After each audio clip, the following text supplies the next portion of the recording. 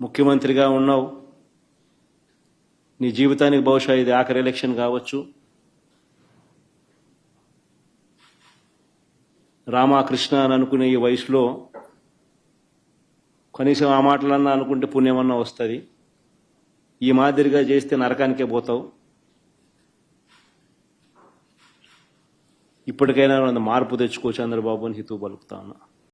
జగన్మోహన్ రెడ్డి చంద్రబాబు నాయుడు గారి గురించి ఏం మాట్లాడావు? ఆఖరి ఎన్నికలు నీకు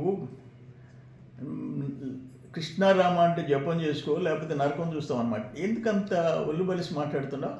అంటే 30 ఏళ్ల తర్వాత జెడ్పీటీసీ ఎన్నికలకి నామినేషన్ వేశారు, ఎలక్షన్ జరిగింది, నువ్వు వచ్చుకోలేకపోతుండవు.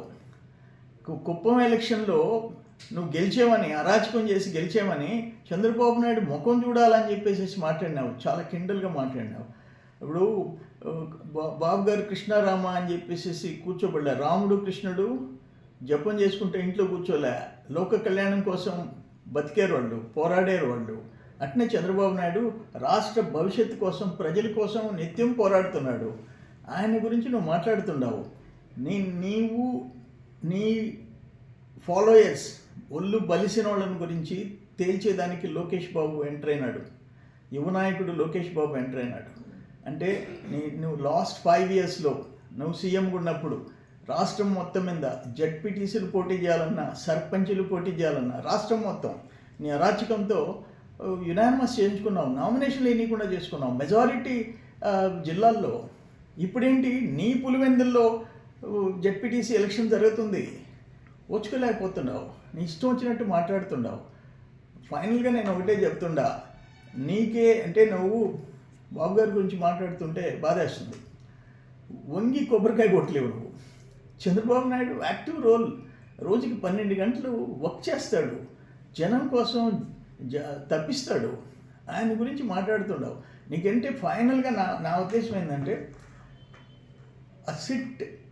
ఆ లిక్కర్ కేసులో సిట్లో అవి రోజుకు ఒక స్టోరీ వస్తుంటే, వాళ్ళు ఆ చార్జ్షీట్ ఫైల్ చేసిన అవన్నీ బయట వస్తుంటే, ఒక భారీ కుంభకోణం, ఇంటర్నేషనల్ స్కామ్, రాష్ట్రాలు దేశం దాటిపోయి ఇతర దేశాల్లో కూడా రూటింగ్ చేసుకునే పరిస్థితికి బయట వస్తుంది. అందుకని నువ్వు ఓచుకోలేక నీ ఇష్టం వచ్చినట్టు మాట్లాడతావు. నీ వయసు ఎంత, నీ అర్హత ఏంది? ఎవరో చెప్తున్నారు, ఈయన రాజకీయం చేయాలంటే, ఈయన ముఖ్యమంత్రి కావాలంటే వాళ్ళ న్యాయం చనిపోవాలా, ఈయన ముఖ్యమంత్రిగా కొనసాగాలంటే వాళ్ళ చిన్నాయన చనిపోవాలా. ఇది నీ స్ట్రాటజీ. అటువంటిది ఒక సీనియర్ నాయకుడు చంద్రబాబు నాయుడు, ఆయన ఏజ్ ఎంత, ఆయన ఎక్స్పీరియన్స్ ఎంత, ఆయన బ్యాక్గ్రౌండ్ ఏంది, నువ్వేంటి, నీ బ్యాక్గ్రౌండ్ ఏంది? నువ్వు నీ ఇష్టం వచ్చినట్టు మాట్లాడతావు. బాబు గారి గురించి అనుభవించి తీరుతావు. జాగ్రత్త, మాట్లాడేటప్పుడు ఒళ్ళు దగ్గర పెట్టుకో మాట్లాడు. ప్రజాస్వామ్యాన్ని కాపాడుకునే కార్యక్రమం చేయకపోతే, ప్రజాస్వామ్యం ఒక్కసారి చెయ్యి జారిపోతే నక్సలిజం అక్కడి నుంచే పుడుతుంది. ఒక డేంజరస్ సిమ్టమ్కు, డేంజరస్ పరిస్థితులకు మీరు పునాది వేస్తూ ఉన్నారు.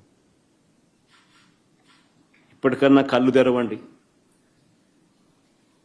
జరిగిన 2 ఎన్నికలను రద్దు చేయండి. ప్రజాస్వామ్యబద్ధంగా సెంట్రల్ గవర్నమెంట్ ఫోర్సెస్ చేత వాళ్ళ ఆధ్వర్యంలో ఎన్నికలు జరిపించండి.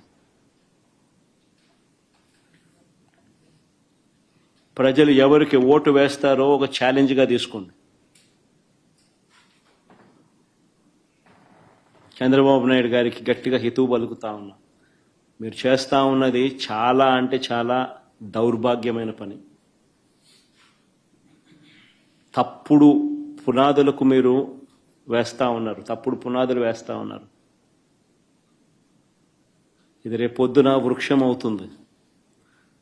మీరు చేసే ప్రతి పని మీకు చుట్టుకుంటుంది. మీరు గ్రామాలలో ఈరోజు మీరు తీసుకొచ్చే ఈ కక్షలు, కార్పణ్యాలు, ఈ మాదిరిగా చేయడాలు, దుర్మార్గాలు, ఇవన్నీ కూడా రేపొద్దున మీకు చుట్టుకుంటాయి.